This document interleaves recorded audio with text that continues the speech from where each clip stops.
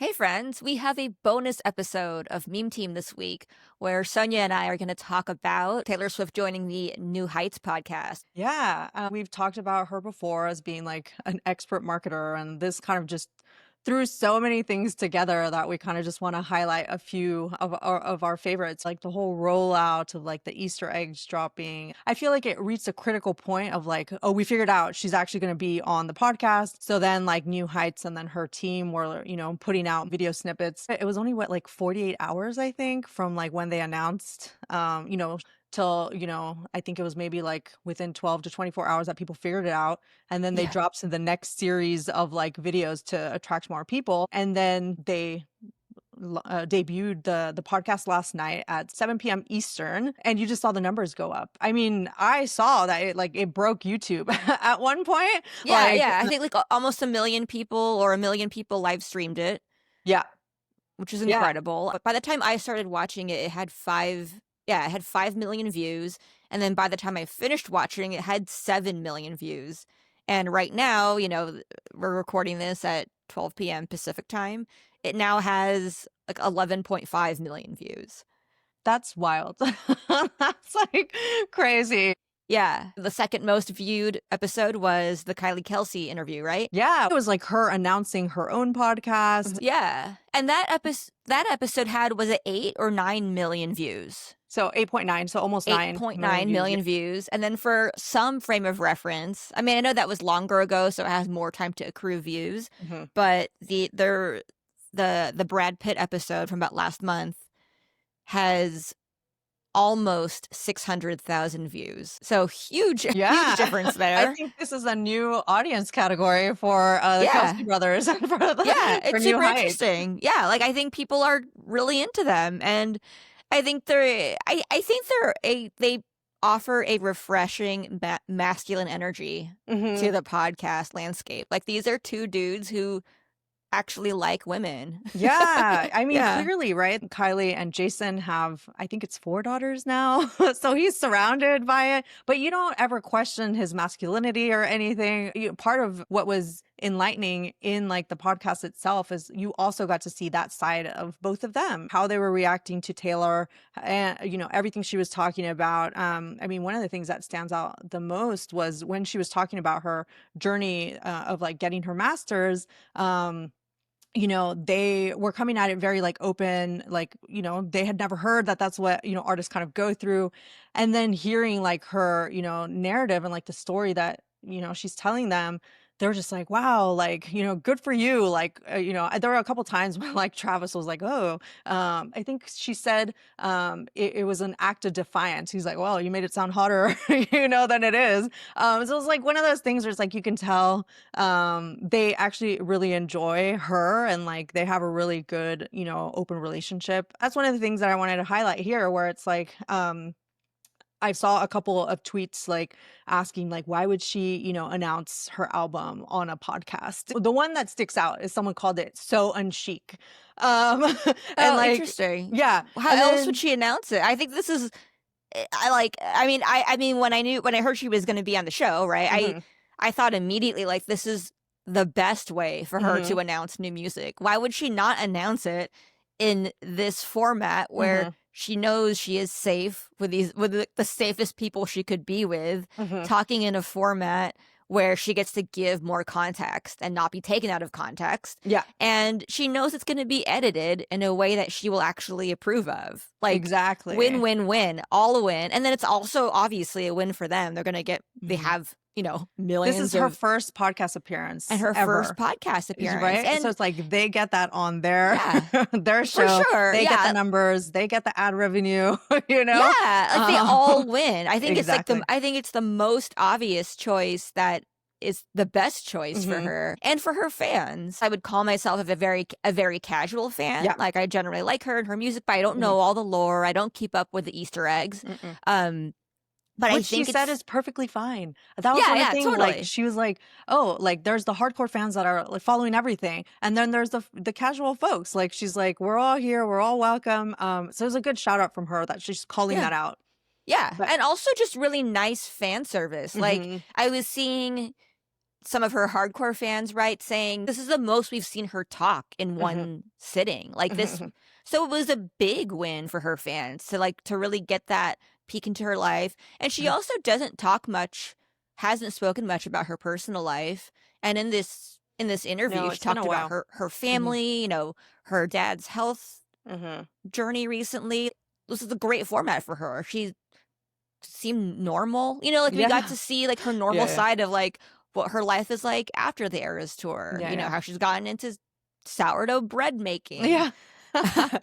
Yeah, I think that stuck out 'cause, I do remember where she came out with, Miss Americana, and that was, like, her telling her story, and, like, there was a part in there where she's fighting with, like, her dad or about, like, wanting to come out and endorse, somebody politically. I remember at the time that it didn't come across that well for her. Mhm. And there was like the whole idea that like this is her team putting this documentary together. She's editing it and she's doing everything. The big difference for me here is that like the Kelseys were able to make her seem more normal, Mhm. because since then she's now like a billionaire. She's gotten her master's, like she's accomplished all these things. She's had the biggest world tour ever, right? And that's like a historic thing. And so there's like a level of like, wow, this person is so outsized, so like not normal, right? And so Yeah. this podcast I felt was able to like, bring her down to like a level that made her seem very human. I like that she dropped that little tidbit saying that like I'm on all these like sourdough blogs, and Jason goes, oh, people are wondering right now like which blogs you've gone on, and she goes, oh, if it's out there, I've been on it. And I was like, that's so funny and relatable, She's talking about her cats, her dad, and like her family. Even when she's talking about her masters, sometimes the narrative that comes out, through the press makes it look far more, Calculated. yeah, Uh-huh. calculating or callous, right? And the way she talked about it just like made it so much more understandable that you would want to own this thing that you pour your heart and soul into. What I really appreciated about her talking about that and Jason Kelsey's questions about it Hmm. were, one, she communicated the emotional element of it. Like, Hmm. she cried, right? When she was Yeah. talking about how important it was to her, like what a huge win it was, and why she specifically wanted her masters. Like she Yeah. gave her reasons for it.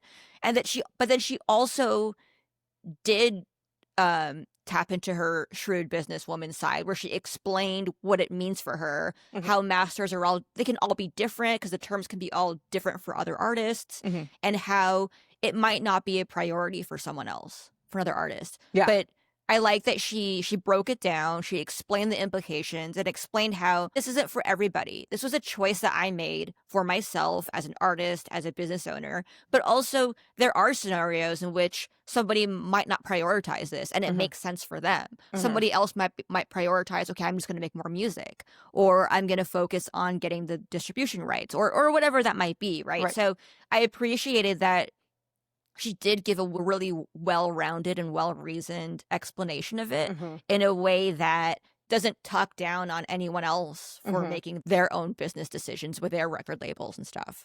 Yeah, yeah, yeah. And it was also eye-opening in terms of yeah, the differences between what the different deals could be.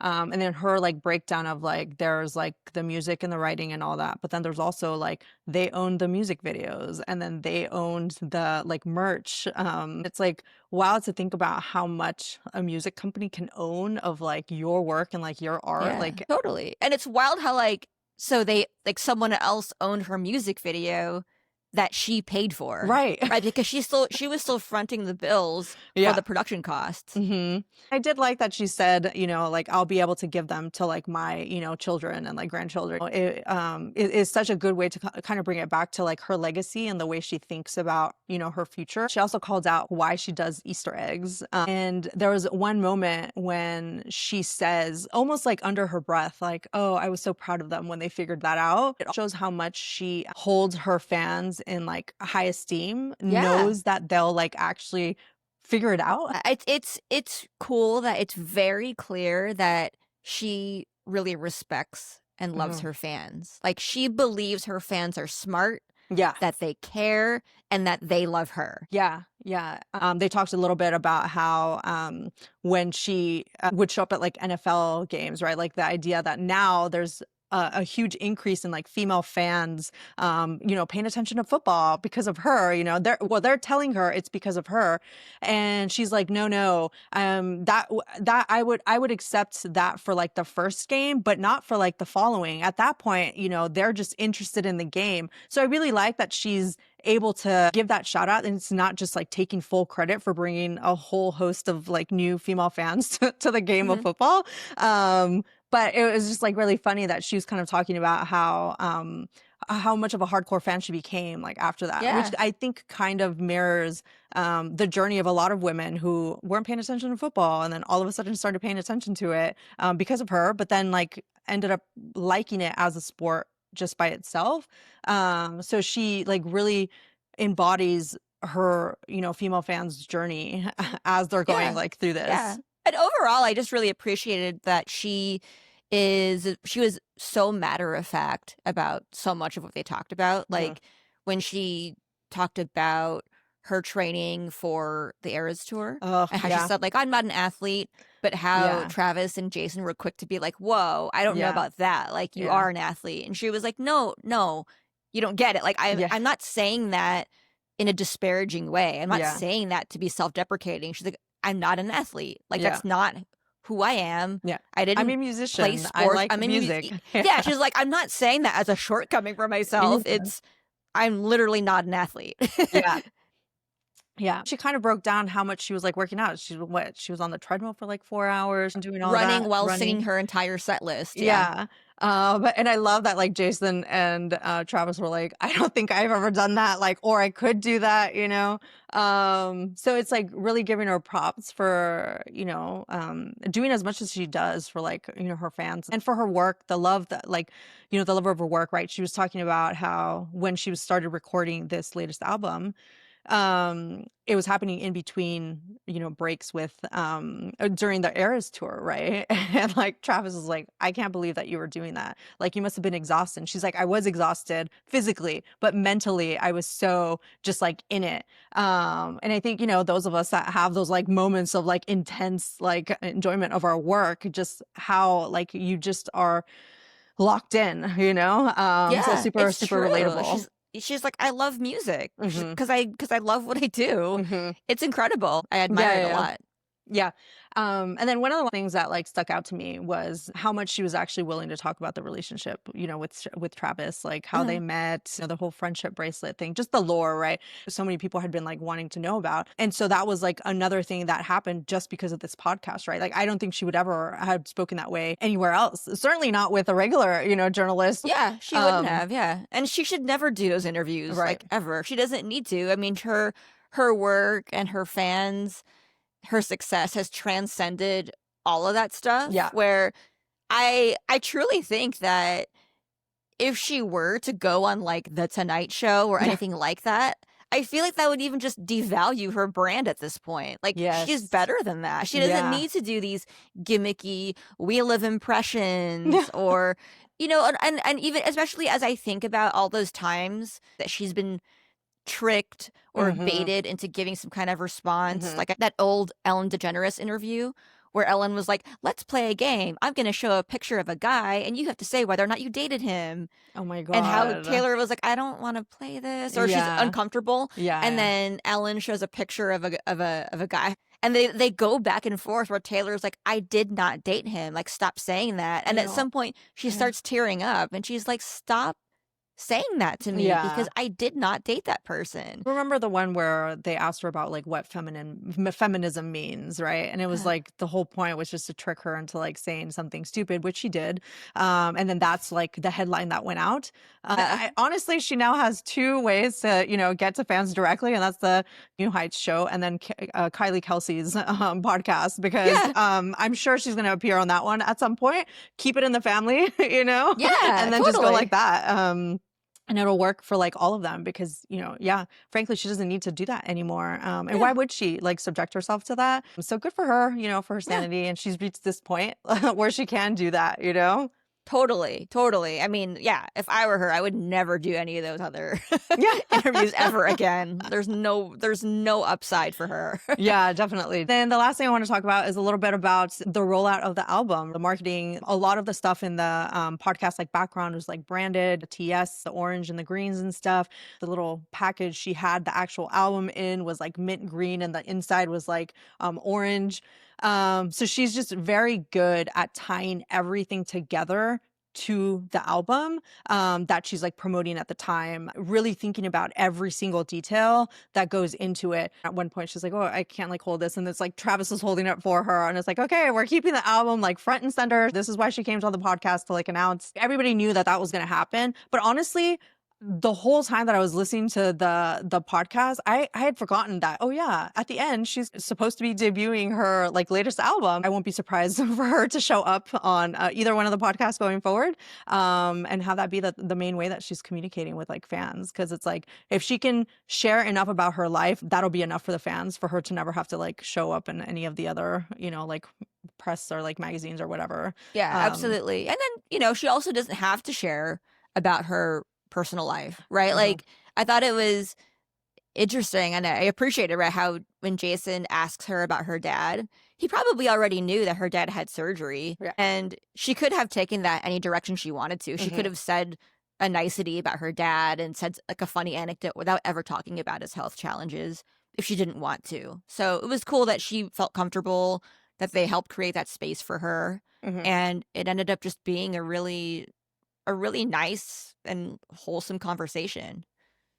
Yeah, definitely. A couple takeaways for me is that podcasts and like friendly interviewers, and we're seeing that in tech, right, with TVPN and Sorcery, where people are more willing to go onto those types of shows in order to kind of announce a fund or announce something. And so it makes sense that she also is going direct, right, to like her fans. And so I think that we're going to see a lot more of that now going forward, not just from her, but from other artists. I mean, we've seen more politicians also trying to go on podcasts, Pod Save America Bros, Joe Rogan, Theo Vaughn, all those like that are starting to bring in more of an audience. So just start thinking about like, is there a way that you can go direct so that you can announce the thing that you want to announce in a friendlier environment that's not gonna I don't know, try to catch you out the way that she also has found, and a lot of people in tech have also found.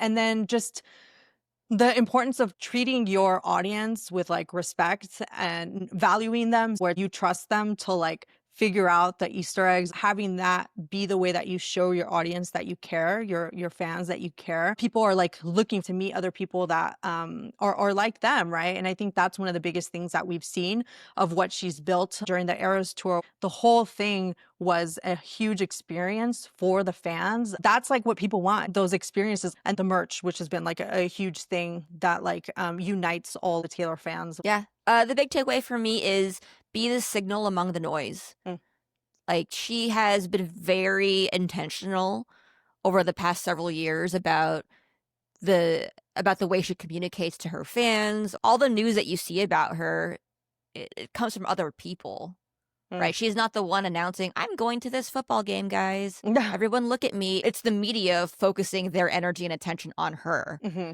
When you look at what she does, she is extremely prolific, right? She has produced several records over the past couple years. She headlined the biggest tour of all time, and has become the first musician ever to become a billionaire from primarily their musical. That's a huge deal. So really just focus on that quality. Be super intentional about what you're putting out there, like in your marketing messaging, and understand that when you respect your fans, your audience, that you should trust them. Like, Yeah. focus on that signal and then trust that your audience will get the message when they are receptive to it. Yeah, that's good. Yeah. I'm like really proud of her. Like like this that she's I don't know, she's found obviously a very secure relationship. Her man is like her biggest supporter. I mean, he threw confetti when she announced like just like it's Yeah, I'm so happy for her, like, as a, far away fan, I can't even imagine that, like, the hardcore super hardcore fans, like, how they feel. All right, so that wraps it up for today. We'll see you guys next week. Don't forget to subscribe to Meme Team. Yeah, and leave us a review. See ya.